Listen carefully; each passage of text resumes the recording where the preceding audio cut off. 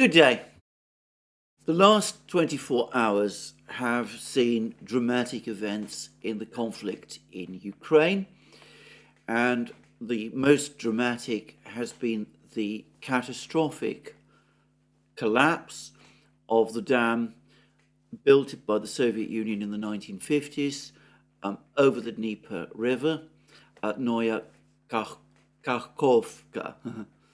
And I'm sure that most of you who watch this program are by now familiar with the pictures that are coming from Ukraine showing massive flooding in all the southern regions south of the dam. The dam itself has entirely collapsed.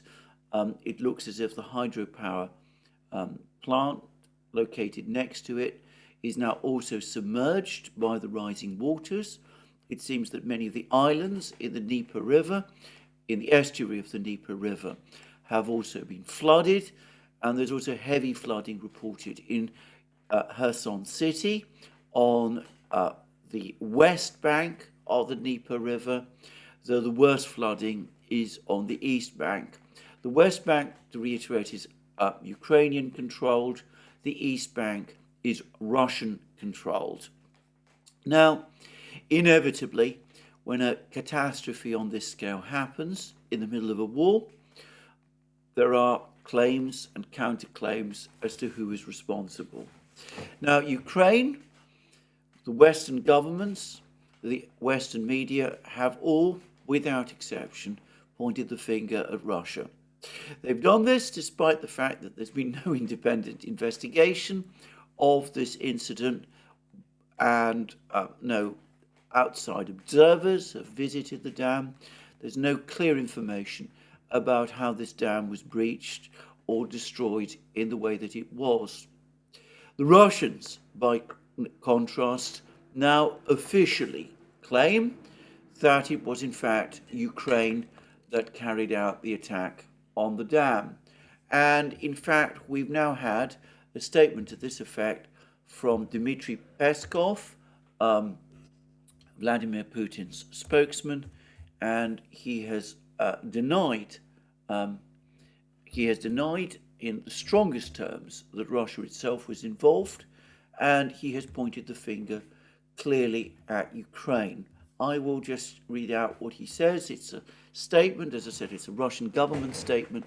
You don't necessarily need to believe it's truth, but I will say straight away that I am going to read it if for no other reason, because you're not likely to find the complete statement in any Western media publication, at least not any mainstream Western media publication.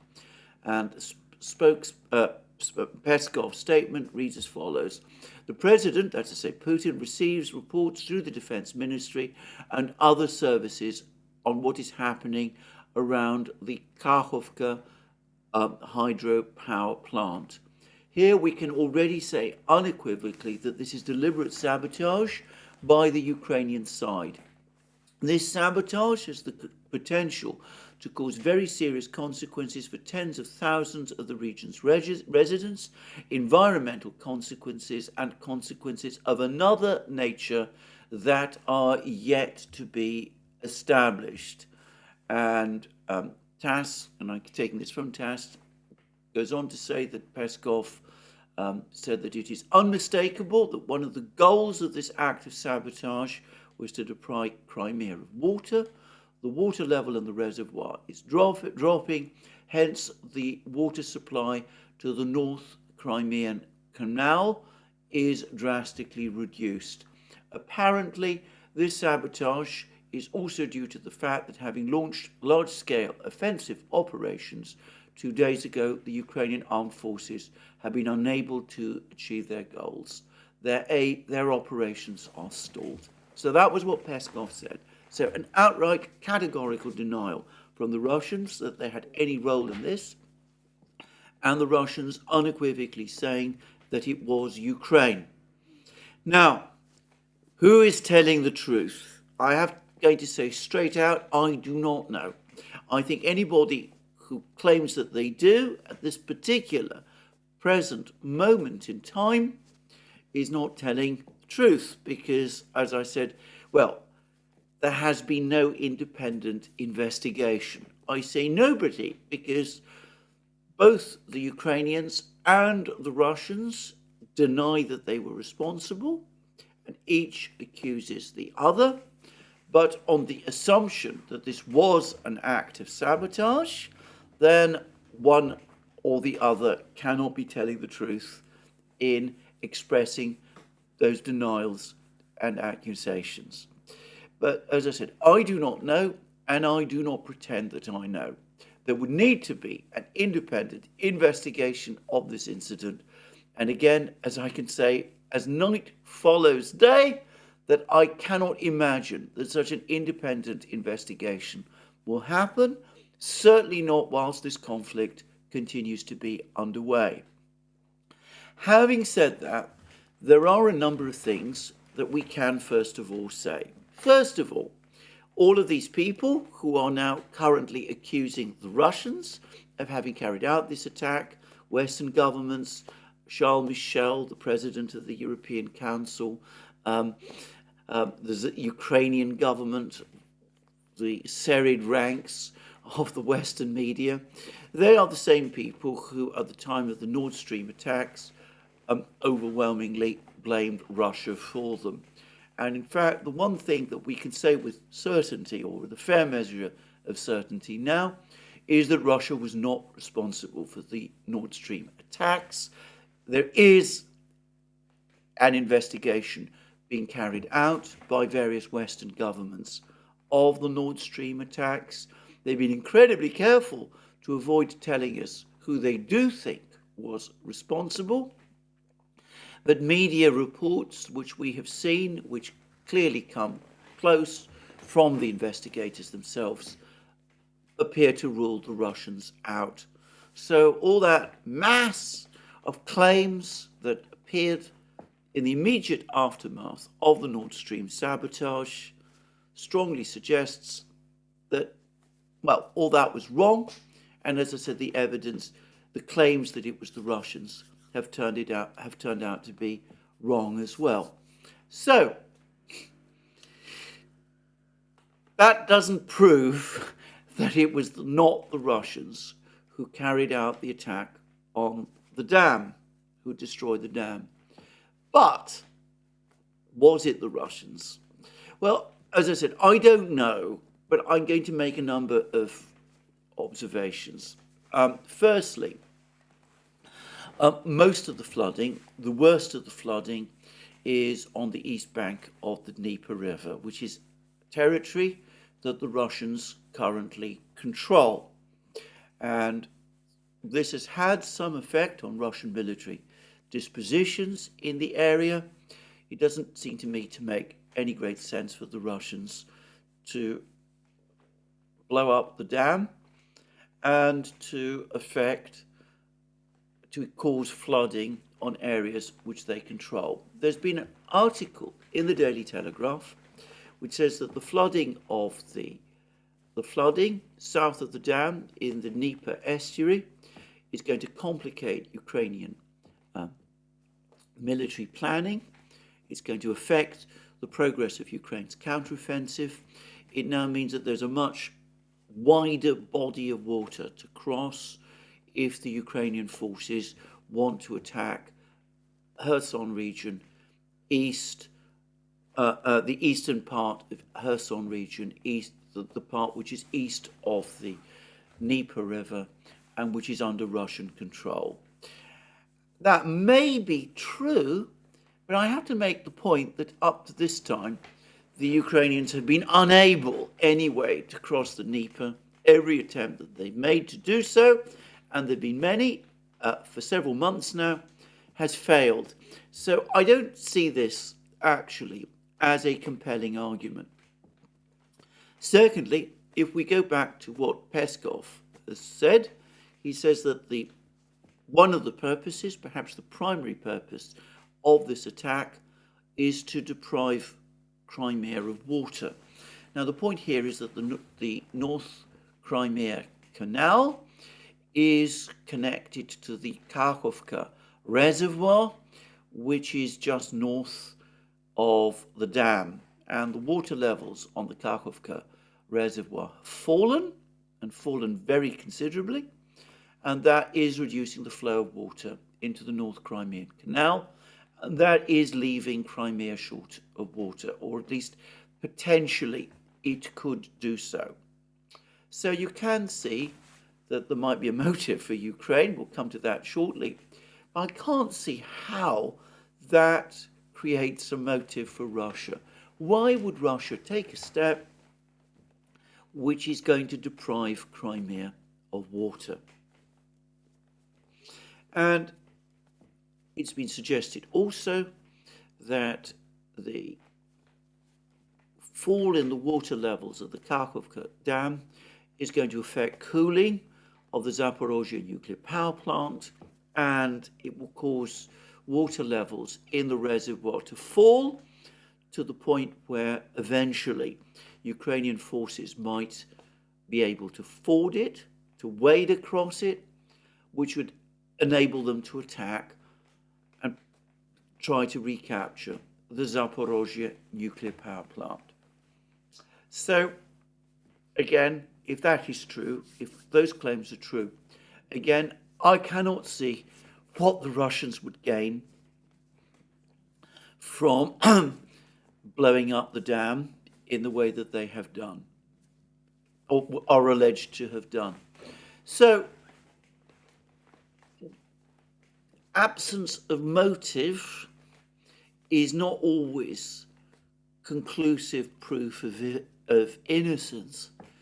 But in the Russian case, they have shown a consistent ability to make hard-headed and practical decisions. They didn't, it seemed, well, they definitely didn't blow up the Nord Stream pipelines. And they derived no benefit from doing so, obviously. They derived no clear benefit that I can see from blowing up the Kakhovka Dam. So I'm going to say straight away that I can't really see that there's a motive here. And given that the Russians never act without a clear motive, I would rather discount suggestions that the Russians blew up the dam. Now, what about Ukraine? Now, would Ukraine want to blow up the dam? Now, at this point, there's a number of points I have to make. The first is that the first mention I ever heard of a plan to blow up the Novaya Kakhovka Dam was made in August of last year. That's 10 months ago, on the military summary channel, when Dima at the military summary channel said that one of his sources had told him that the major Russian concern, and the thing that the Russians were most concerned about in connection with their troops, who were at that time stationed across the Dnieper on the west bank, occupying Kherson city and the remainder of Kherson region west of the Dnieper, that the major concern that Russians had at that time, this was in August, before Ukraine launched its Kherson counteroffensive, the major concern that Russians had was that the Ukrainians would succeed in blowing up the Novaya Kakhovka Dam. That would cause enormous flooding in the area, that would flood Kherson city itself, but more importantly, it would leave the Russian troops west of the Dnieper marooned, cut off from resupply from the east bank, and easy targets for the Ukrainian offensive, which at that time was expected in Kherson region, but which hadn't happened. So already the Russians were worrying about Ukrainian plans to attack the Novaya Kakhovka Dam, and which were being circulated all those months ago, 10 months ago now. And it's not implausible that the reason the Russians were worried about that was because they got wind of the fact that some people in Ukraine were indeed seeking to attack and destroy the Novaya Kakhovka dam. Now, that was then. The Russians at that time had their forces on the West Bank. They don't any longer, because back in October, General Surovikin, when he took charge of the Russian forces, decided that they should all be withdrawn from the West Bank to the East Bank.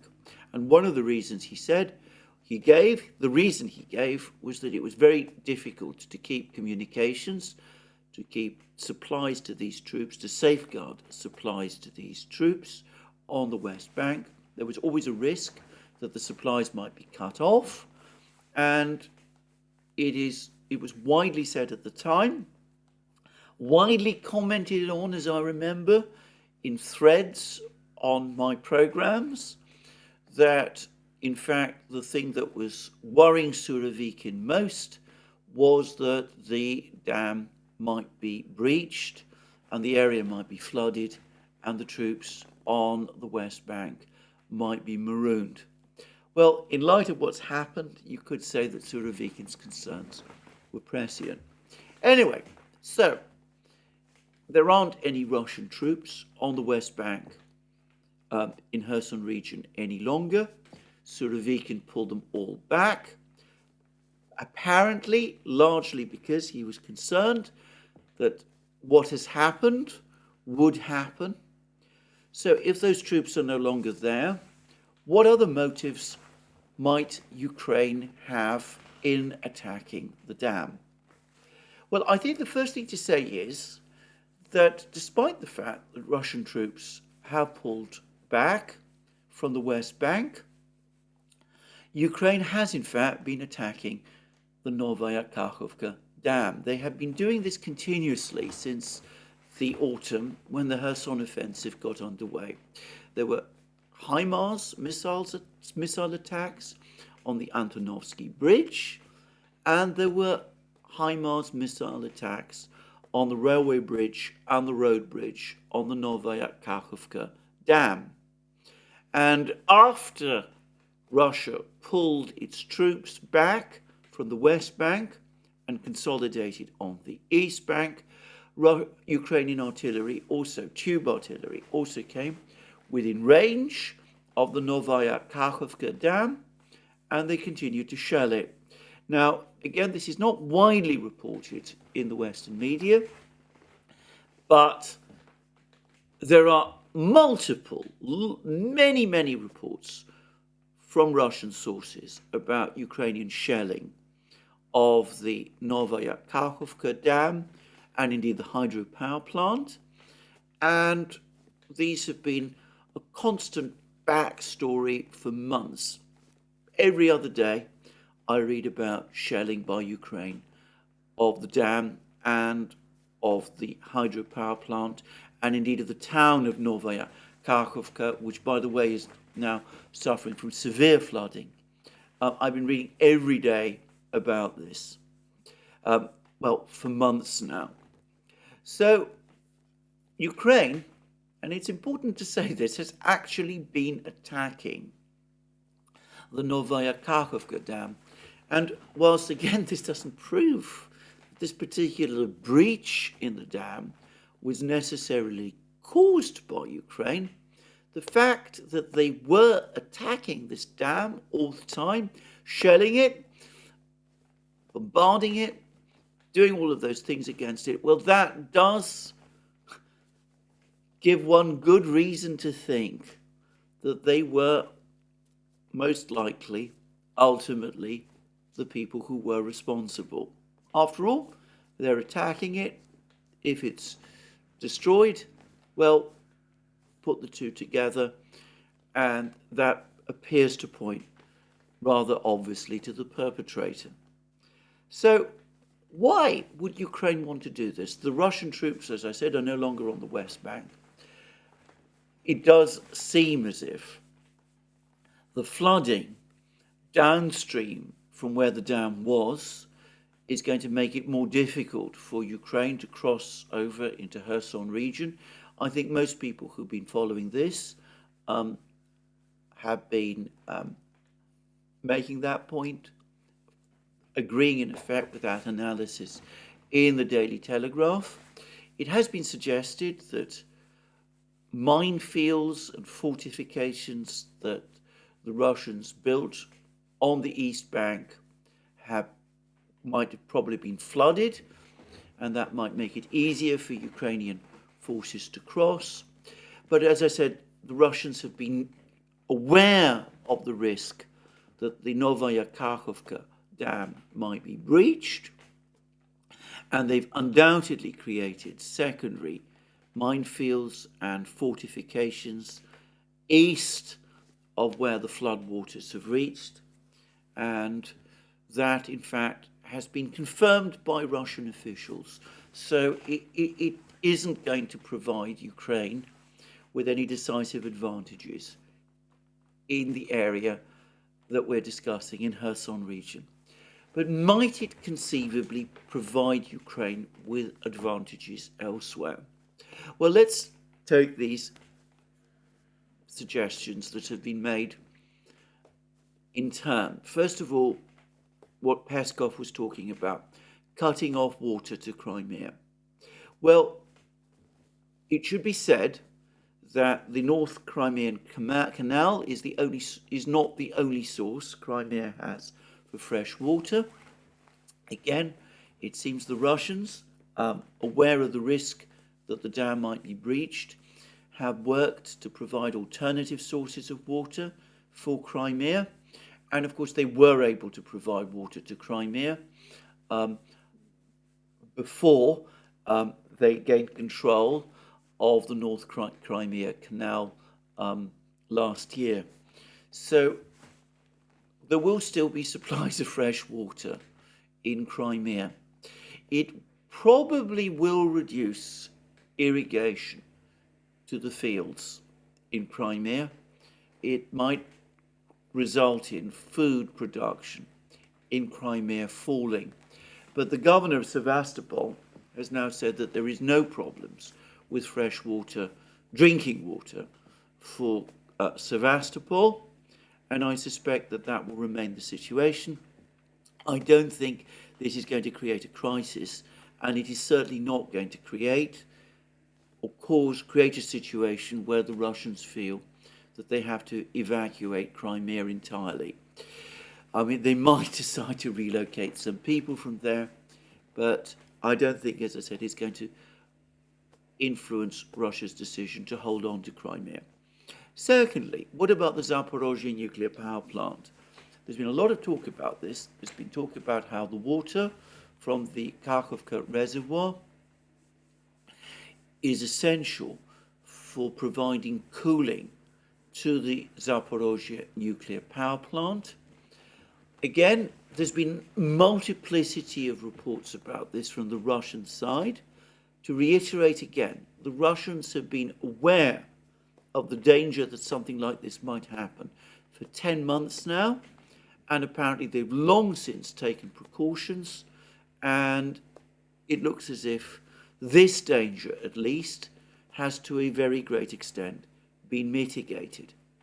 But just to say, if Ukraine, if whoever it was who was responsible for this attack really was intending to cause a nuclear accident at the Zaporozhye nuclear power plant by breaching the dam in this way, then they will have committed a very serious war crime indeed.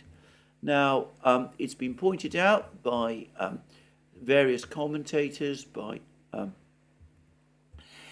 Intel Slava specifically, one of the Russian Telegram channels, that a 1977 war crimes, international war crimes statute actually said that attacks on nuclear power plants and indeed hydropower plants and dams and other facilities whose destruction might cause serious harm to the civilian population are prohibited in wartime, even if attacking these facilities might serve a military purpose. Well, we know, and by the way, reports in the New York Times have confirmed that the Ukrainians have actually shelled the Zaporozhzhye nuclear power plant despite that prohibition. So maybe they wouldn't stop at, and of course they have been shelling the dam as well, maybe they wouldn't stop at breaching the dam. Well, it's possible that Ukraine doesn't fully know that the nuclear power plant has now been secured against problems with the reservoir. And as I said, it might be that this is part of their thinking, though this part of their thinking, I don't think that's going to be effective either. Then there is the last point, and I think maybe as taken together with the North Crimean Canal issue, where again, the Ukrainians may underestimate the extent to which the Russians have already prepared Crimea for the possibility of loss of water access from the North Crimea Canal, or reduction in water access from the North Crimean Canal. But anyway, the other possibility is this business about lowering the water levels of the Kakhovka reservoir so as to cross it, to ford it, in order to be able to launch attacks on the east bank of the Dnieper River, not in Kherson region, where the water levels indeed are actually rising and more water areas are being flooded, but in areas closer to that part of Zaporozhzhye region where Ukraine wants to launch its offensive, and where in particular it has been aiming for some time now to cross the Zaporozhzhye, to attack and recapture the Zaporozhzhye nuclear power plant. Well, could this be a good reason? Well, again, I'm going to make an observation here based on my own knowledge, which is that it may come as a surprise to people, but fording a river, even when water levels are low, and I speak now as somebody who walks in the countryside for recreation. Anyway, fording a river, unless it has a gravel surface, is not actually a particularly easy thing to do. If you are walking through soft ground with the water all around you, well, you will know how difficult, in fact, it is. You would have to wait, well, basically for the reservoir to completely dry out, and then for the ground to harden if you really wanted to send motorized or mechanized units to cross the Dnieper in this sort of way. Well, I'm not saying it can't be done, and perhaps it can be done, but I do see problems, and I suspect it would take weeks or perhaps even months of hot weather, very hot weather, before we ever arrived at the point where this became, shall we say, a comfortable thing to do. So perhaps somebody is thinking along those lines, and perhaps they provided themselves means to do it. But I would have thought, oddly enough, that trying to cross the river on amphibious boats might actually be a simpler and easier way to cross the river than to try to ford it across the water and with muddy surfaces and all of those things. But then again, that might not be something that the Ukrainians themselves perhaps have fully grasped. Who's to say? Some of their planning decisions have always struck me as rather strange, and perhaps that is the thinking. I would add that if it is indeed the thinking, and on the principle the two can play at this game, then of course there are options available for the Russians as well, because the reason why the water level in the Kakhovka reservoir would fall would be because, of course, the water in the reservoir is flooding south because the Novaya Kakhovka dam has been breached, but is being held back by dams further upriver. There's apparently 5 dams further upriver along the Dnieper, all built by the Soviets as part of their program, by the way, principally for the electrification of Russia. The Soviets, especially in the Stalin era, when most of these dams were apparently built, were very keen on hydroelectric power.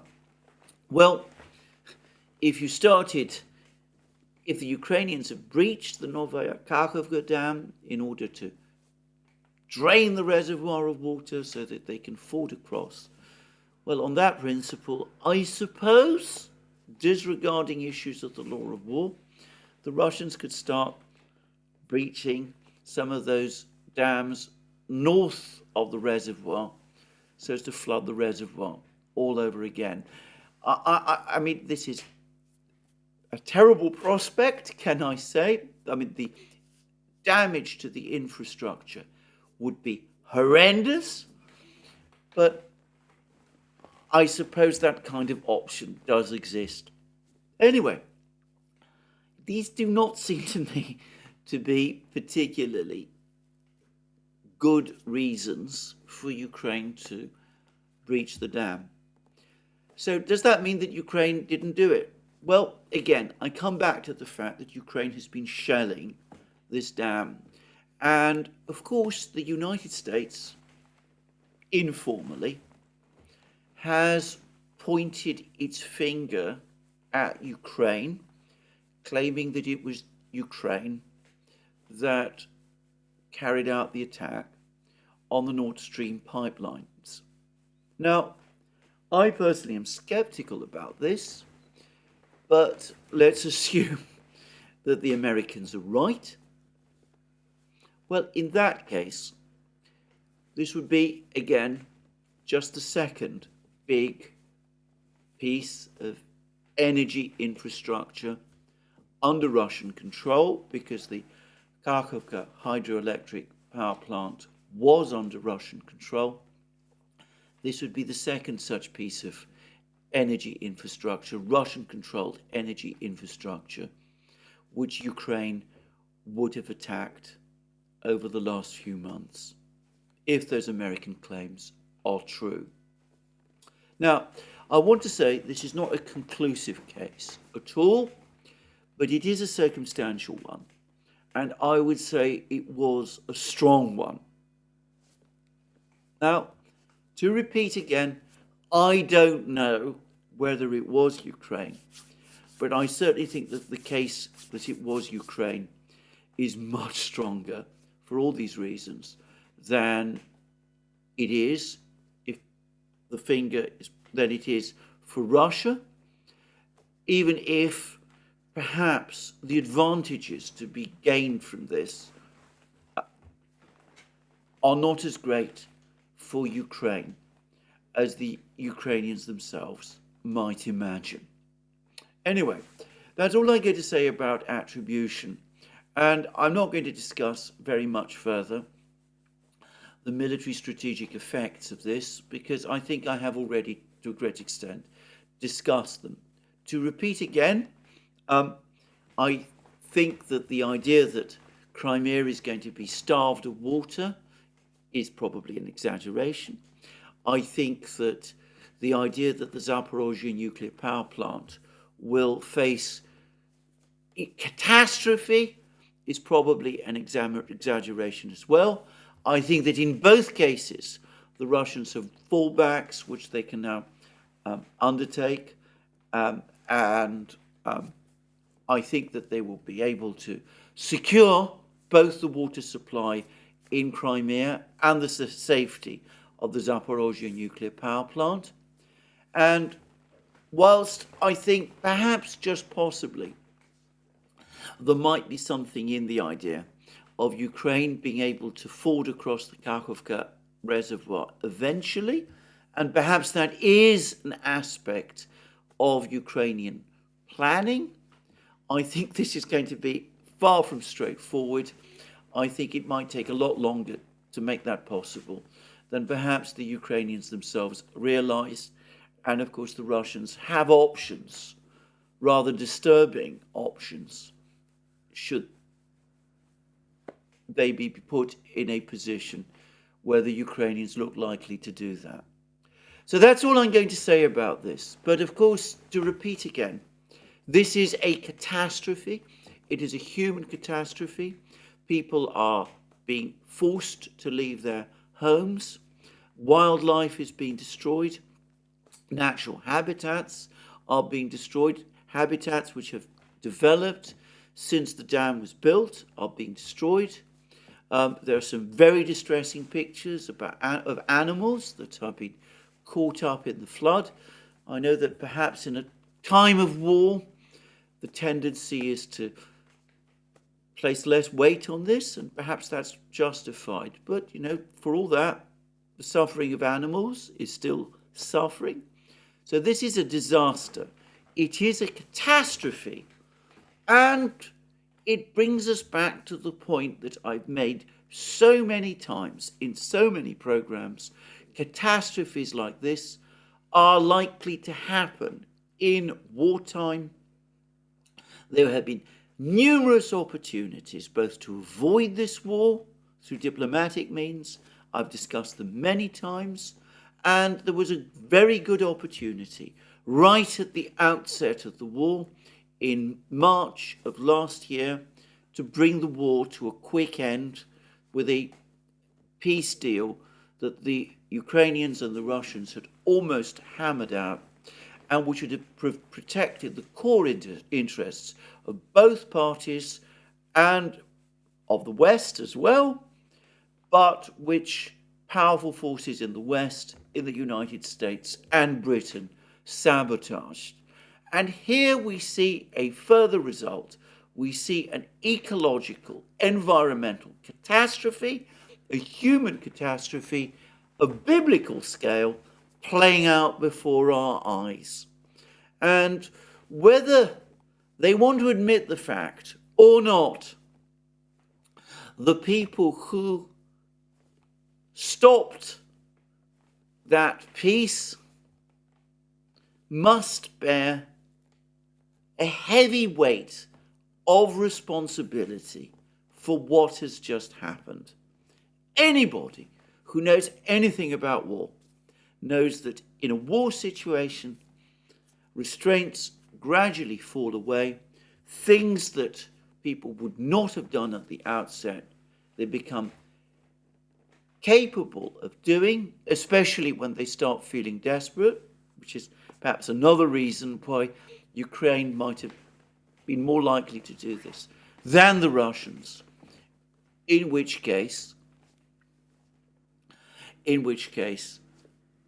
you have to prepare for the possibility in a continued war that vital infrastructure like this dam might be destroyed with all the consequences that we see. I'm going to finish this discussion of the Novaya Kakhovka dam disaster by touching on one other theory which I've seen being circulated, and I don't myself believe it, but I will mention it, I will reference it, one other explanation for what might have happened, and that is that the disaster to the dam was not specifically intended. The fighting has been going on now for a year and a half. The dam was not apparently kept in a good state of repair for quite a long time before the war. Ukraine was not really able to keep a lot of its infrastructure in good condition, and even a structure as strong and solid as this dam created by the Soviet Union in the 1950s, even a structure like this was apparently starting to get, shall we say, a bit worse for wear. Also, for reasons that are unexplained, but which might also, by the way, point to some Ukrainian responsibility for this breach, it seems that the water levels in the Kakhovka reservoir have been rising to extremely high levels, which might put pressure on the dam. And, of course, we've had all those months of shelling of the dam, which Ukraine has been undertaking. Whilst on that topic, I should say that I've actually seen film of Ukrainian shells falling, continuing to fall, on the area of Novaya Kakhovka, literally fall into the water, explosions coming out, even after the dam itself was breached. So it's possible that these three things, the poor servicing of the dam, the poor upkeep of the dam over many years now, the shelling, the constant shelling, and the rise in the water levels in the reservoir, all cumulatively had the effect of causing the dam itself to burst. I'm not saying that's impossible. I should say I don't myself place much weight on this theory.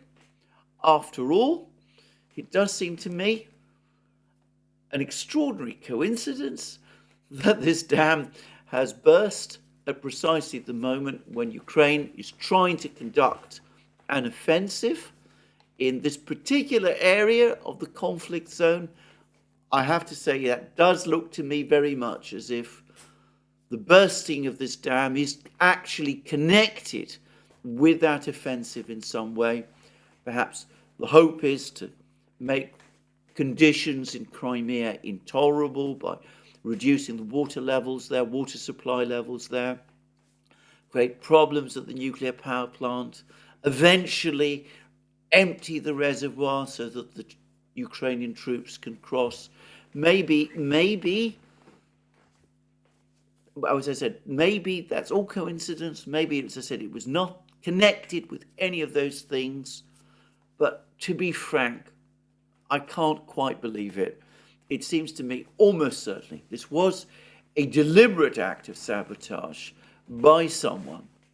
And I have to say, the facts point to Ukraine, even if the case so far seems to me to be circumstantial.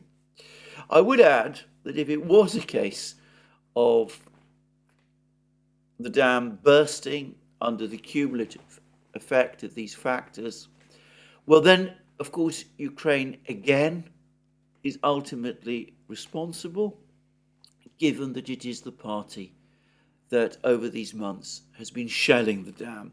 But I'm not going to discuss this further. That's all I'm going to say about all of this. Well, one effect of all of this focus on the events at the Novaya Kakhovka dam is that it has taken our attention away from what happened on the second day of the Ukrainian offensive. And I'm going to start by reading a statement that was published late last night by the Russian Ministry of Defense, because Ukraine renewed this offensive in Zaporozhzhye region, which of course Ukraine for the moment continues to deny is an offensive at all. And this is what the statement read, and it was in fact, actually I should say, it was published by the Russian Ministry of Defense at 15 hours, in other words, 15 minutes past midnight, actually early this morning, Moscow time. So it reads as follows. During 5th June, the enemy continued the offensive, concentrating the main efforts on Vremevka outpost in South Donetsk region. Having suffered heavy losses the day before, that's on Sunday, the Kiev regime reorganized the remnants of the 23rd and 31st Mechanized Brigades into separate combined units, which continued the offensive operations close to Novodarovka and Levadnoye. In addition, a new brigade was brought into the action in this area. So 3 brigades attacking Novodarovka and Levadnoye. And then the Ministry of Defense statement goes on to say, at the same time, the enemy launched an offensive in the direction of the Oktyabrski State Farm and Novodonetskoye by the 37th Marine Infantry Brigade, with reinforcements based on units of the 68th Mountain Jaeger Brigade of the Ukrainian Armed Forces.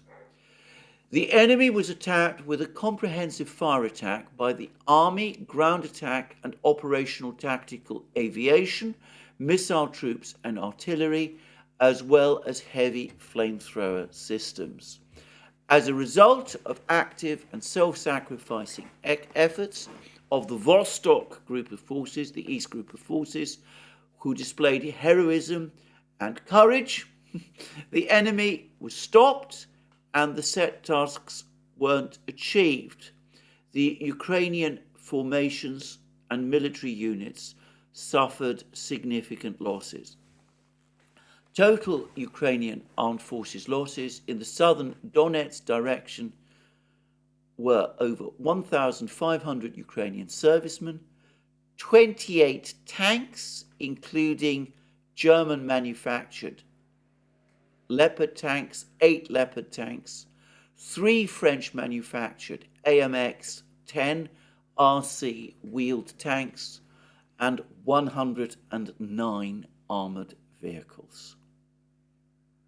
Now, that is what the Russian Ministry of Defense claims. What the Russian Ministry of Defense doesn't say in this statement is that for a certain period of time, last night, but certainly at the time when this statement was published, Ukraine actually briefly occupied the settlement of Novodonetskoye. It appears to have been the only settlement, only one of these settlements, that Ukraine was able to capture and retain for any period of time over the course of this attack.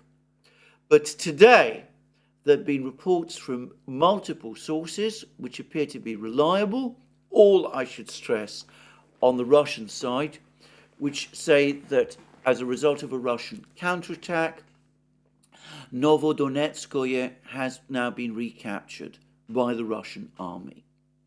So if that is correct, and on balance, by the way, I believe it is correct, then this Ukrainian attack, which we are told involved elements of no fewer than 5 brigades, was completely unsuccessful. Ukraine was able to take no ground at all. Now, not only that, but the Russians claim that Ukraine suffered huge losses. And to repeat again what the Russian Defense Ministry says, it claims that 1,500 Ukrainian servicemen were amongst the losses. Presumably that means dead and wounded. And that is an awful lot of men to lose in a 24-hour period. And then we have the absolutely shocking figures of 28 tanks, including 8 Leopards. And by the way, I understand that means Leopard 2s, even though the Russian Ministry of Defense doesn't specify that. But 8 Leopard tanks allegedly destroyed, 3 AMX-10 RC wheeled tanks, and 109 armoured vehicles, all according to the Russian Ministry of Defense, destroyed. Well, can we believe these last figures? Now, one has to say that, again, I am unable to corroborate them. We do have photographic corroboration of one of these claims. Photographs have appeared, which no doubt originate from the Russian Ministry of Defense, which do show 3 AMX-10 RC French wheeled tanks destroyed. It looks as if these wheeled tanks, I've always been skeptical of their effectiveness in this type of war. It does seem that all of those have indeed been destroyed, just as the Russian Ministry of Defense says. I have not yet seen any pictures of any tanks destroyed, including these 8 Leopard tanks, which the Russian Ministry of Defense are saying. Now, also, perhaps it ought to be said that the Russian Ministry of Defense talks about losses, Ukrainian losses.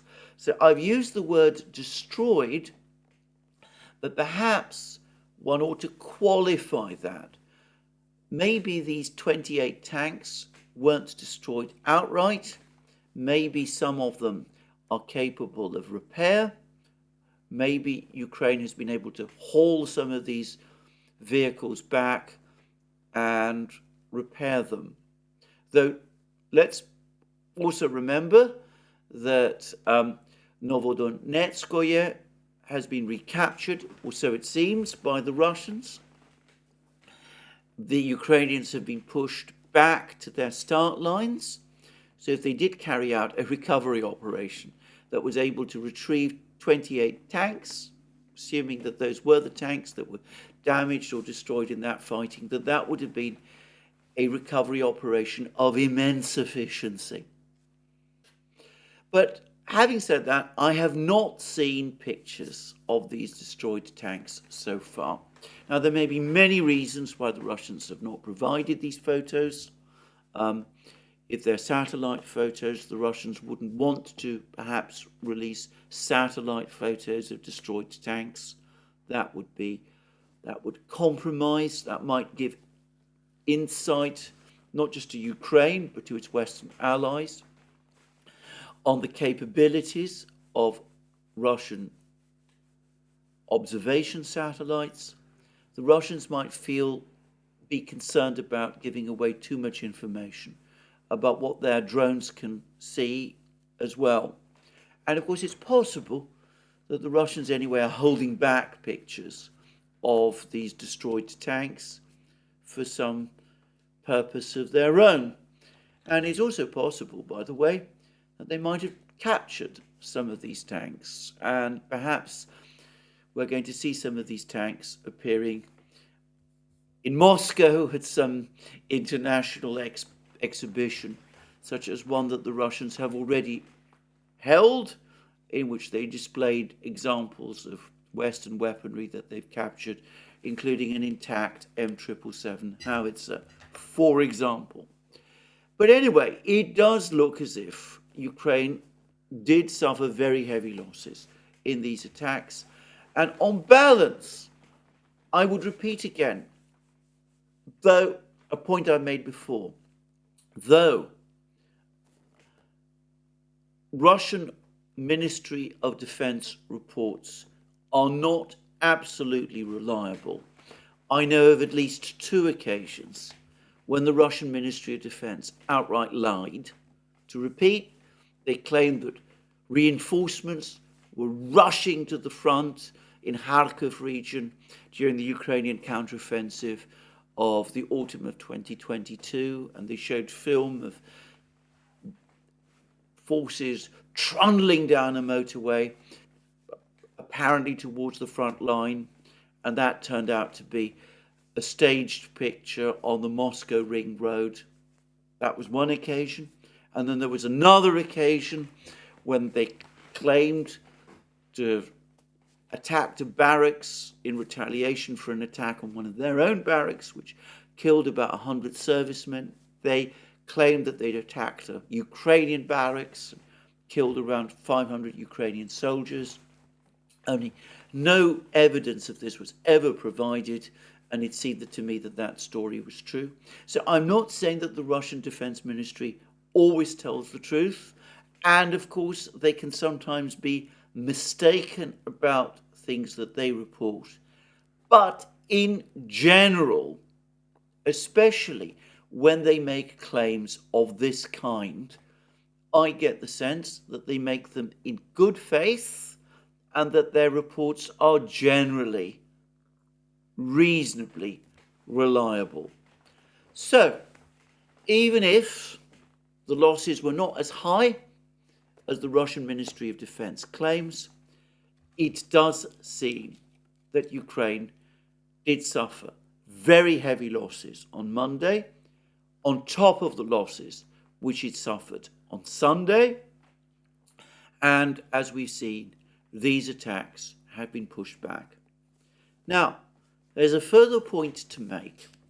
These losses, if they are true, or even if they are exaggerated, already show the huge amount of punishment Ukrainian military units are absorbing when they try to attack Russian positions.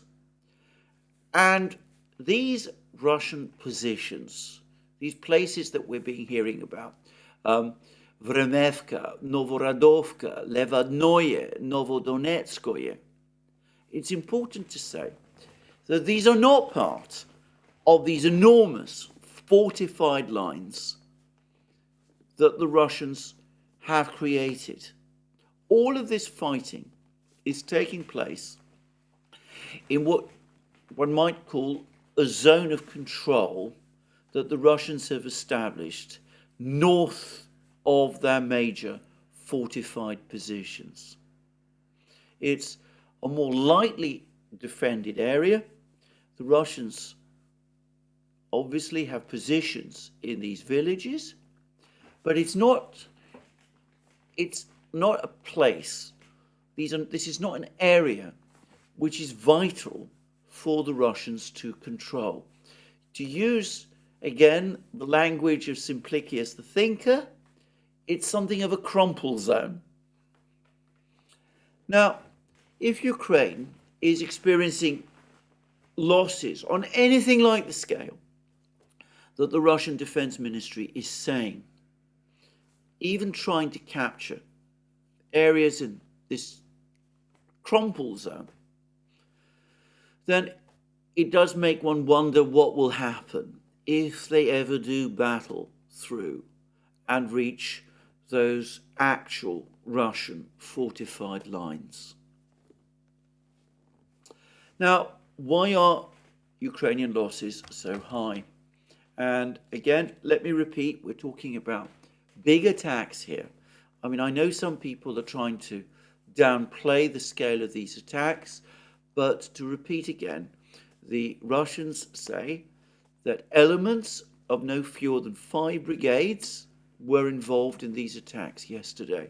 So this is a substantial force, even though not one I'm going to put a precise figure on. Well, the short answer is that Ukraine has been launching these attacks without any apparent air cover provided to the troops, in an area which is dominated by Russian aerospace forces, including, by the way, ground attack aircraft, Sukhoi 25 jets and helicopter gunships and those kind of things. And of course, it is very well within the range of Russian artillery, and there have been no preceding artillery barrages to try to counter this Russian artillery, and no drone strikes on all of those Russian positions. So, in effect, Ukrainian troops were sent into battle naked, without air cover, without significant artillery support, perhaps relying excessively on the protection they imagined might be provided to them by these armoured vehicles. And I'm afraid this is, if so, this is possibly due to what might be wrong advice provided by the West. The West, and I remember this from earlier reports, the West was saying that, they can't keep up with Russian artillery, they can't supply Ukraine with the sort of ammunition that Ukraine needs, the levels of ammunition that Ukraine needs to service its own artillery. They certainly can't match the Russian artillery.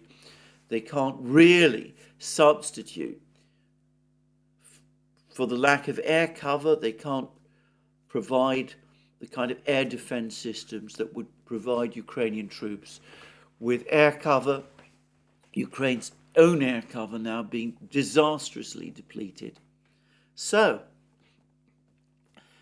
the argument was that what we will do instead is we will provide Ukrainian troops with armored vehicles, and that will provide the Ukrainians with some degree of protection, both from the shelling and from the air attacks.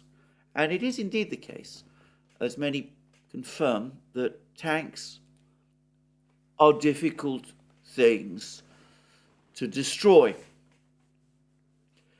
But if that is correct, if that was the thinking, then that might explain the huge numbers of armoured vehicles that the Russians claim that they were able to destroy over the last couple of days.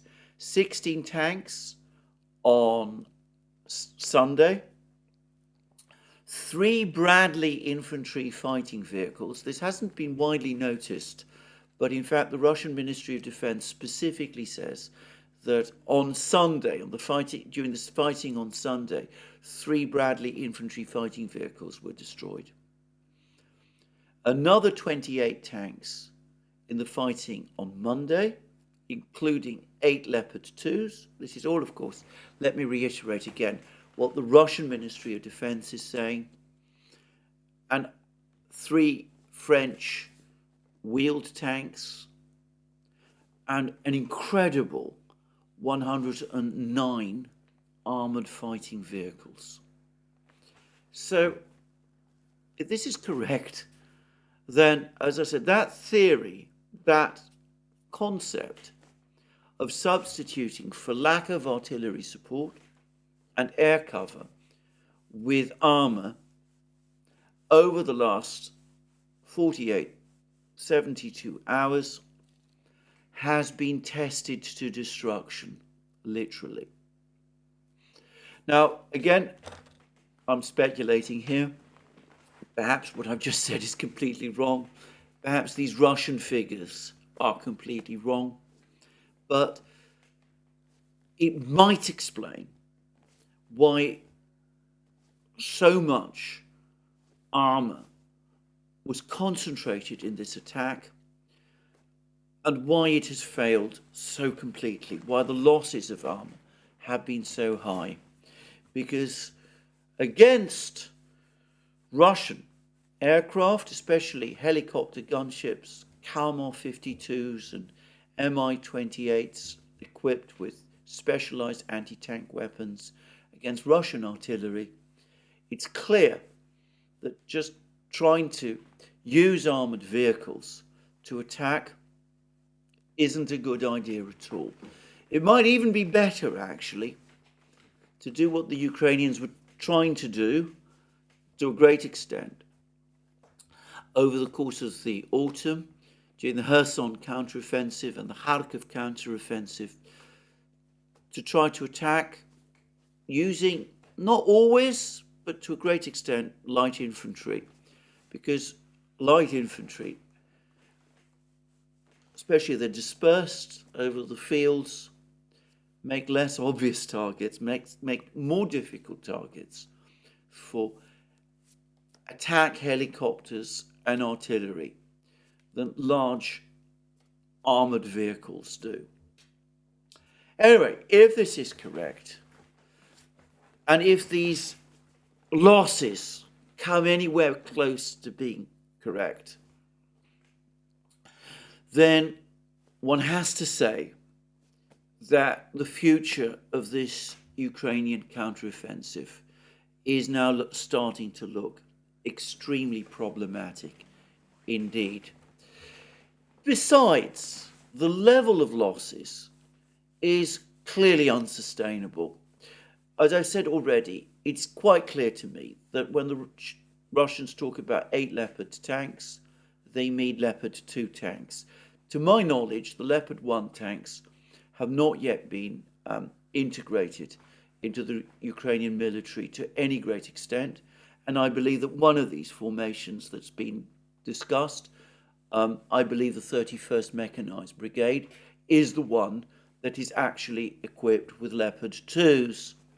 So, according to Western reports, around 60 Leopard 2s have been supplied to Ukraine, and if the Russians are telling the truth, then already 8 of those Leopard 2s have either been destroyed or damaged. Who's to say exactly what?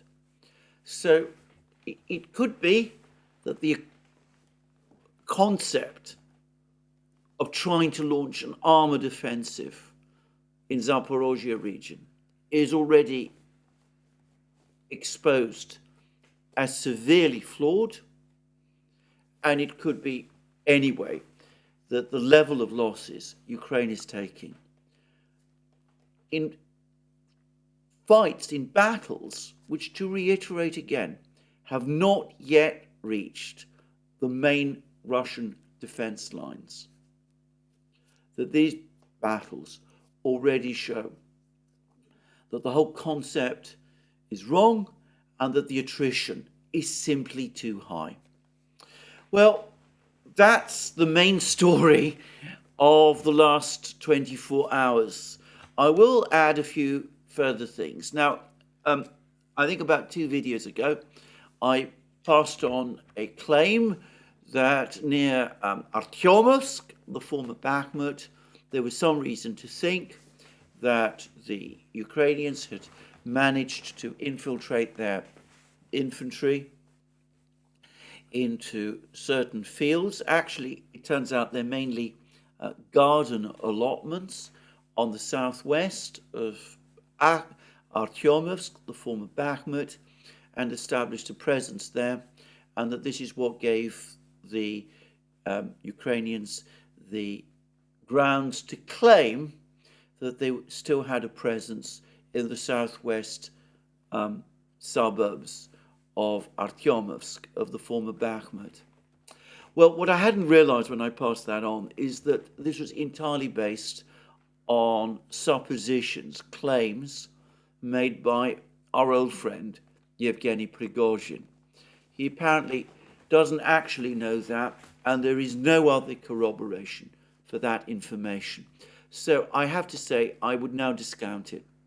And Prigozhin, yesterday, or maybe the day before, also made a further claim. He made a rather wild claim that Ukrainian troops had actually managed to enter or even capture the village of Berkhovo to the north, Kakhovka, to the north of Artyomovsk, one of these places near the Kakhovka reservoir, which the Wagner forces captured some time ago. And by the way, that claim of Prigozhin's has been circulating all over the Western media, refuting claims of success, purportedly refuting claims of success that the Russian Defense Ministry is making in the fighting in Zaporozhzhye region. Well, we've now had video confirmation from Kakhovka itself, the village, and it is firmly under Russian control. In fact, there was a Ukrainian attack on the village, but it was driven off. And in fact, like most of the situation around Bakhmut appears to be fairly stable overall. And incidentally, it seems that the troop rotation, as the Wagner forces pull out and Chechen and Russian regular troops pour in. That troop rotation is now almost completed, which begs the question of whether the Russians might go on to the attack in this area, as I've discussed many times. It is the case that the Ukrainians do seem to be rushing more troops to the, what I will still call the Bakhmut area. There's apparently some kind of a Ukrainian build-up in Chasiv Yar, and the Russian Ministry of Defense itself said that there was another attempt by Ukraine to advance from the north towards Soledar on Sunday, though that was apparently repelled. But it could be that we're going to see an increase in the fighting around Bakhmut before very long. But I'm now starting to think that these claims by Prigozhin about the capture of the garden allotments in the southwest are probably part of his ongoing feud with the Russian Defense Ministry and his claim about Verkhovka. Anyway, it's been established that that is simply wrong. So there we go. I want to say again, I don't think there is any question to my mind that this dispute between Prigozhin and the Defense Ministry is real. Unfortunately, it is getting worse. He's already, by the way, casting doubt on the Defense Ministry's claims to have inflicted all these losses on Ukraine. How would he know? He's far from the area himself. But anyway, it's clear that this is an escalating and real quarrel. I think at some point the Russian authorities will be forced, despite their reluctance, to rein Prigozhin in.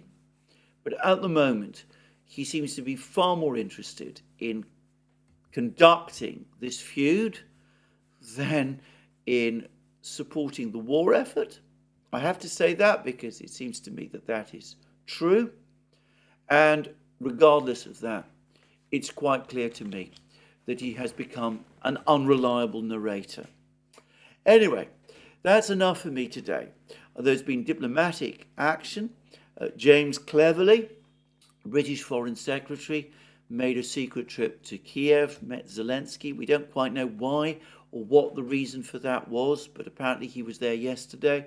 Could it be that it might be because of concerns about how the Ukrainian offensive is going, that the British are worried that things aren't going well, and cleverly rushed to the spot to give Ukrainians more reassurances of further support, and perhaps to make sure that Ukraine didn't give up on this offensive at this stage? Who's to say? We'll see what more calamities lie in store after the Novaya Kakhovka dam destruction.